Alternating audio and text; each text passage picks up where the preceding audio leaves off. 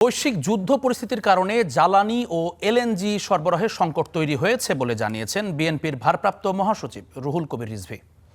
নানা সংকটের মধ্যেও সরকার জনগণের প্রতি দায়বদ্ধতা ও জবাবদিহিতা নিশ্চিতের কথা বলেন রাজনৈতিক উপদেষ্টা জহিরুদ্দিন স্বপন। নতুন দায়িত্ব শুরুর আগে শ্রদ্ধা নিবেদন।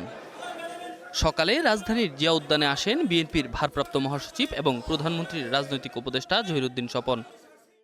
শ্রদ্ধা নিবেদন শেষে সদ্য সাবেক তথ্যমন্ত্রী এবং প্রধানমন্ত্রীর রাজনৈতিক উপদেষ্টা জহিরুদ্দিন স্বপন জানান, এর মধ্য দিয়ে নতুন দায়িত্ব পালন শুরু করলেন তিনি। পুষ্পস্তবক অর্পণ করে, মোনাজাত করে, কবর জিয়ারত করে এই নতুন দায়িত্ব শুরু করতে চাই সর্বশক্তিমানের নামে। এ সময় বিএনপির ভারপ্রাপ্ত মহাসচিব মন্তব্য করেন, বর্তমান সংকটের বড় একটি কারণ প্রাকৃতিক ও বৈশ্বিক পরিস্থিতি। যুদ্ধের কারণে জ্বালানি সংকট তৈরি হয়েছে।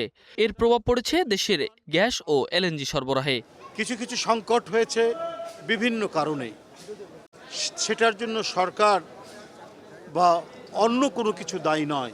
সেটি হচ্ছে, আমি বলবো যে এক ধরনের প্রাকৃতিক একটি সংকট। প্রাকৃতিক সংকট ইন এ সেন্স যে আপনার যুদ্ধের কারণে আমাদের জ্বালানি সংকট হয়েছে। তিনি জানান, এই সংকট মোকাবেলার পাশাপাশি সামাজিক সুরক্ষা অব্যাহত রাখা এবং প্রতিটি কর্মকাণ্ডের জবাবদিহিতা নিশ্চিত করছে সরকার। Enamul Haque, star news, Dhaka.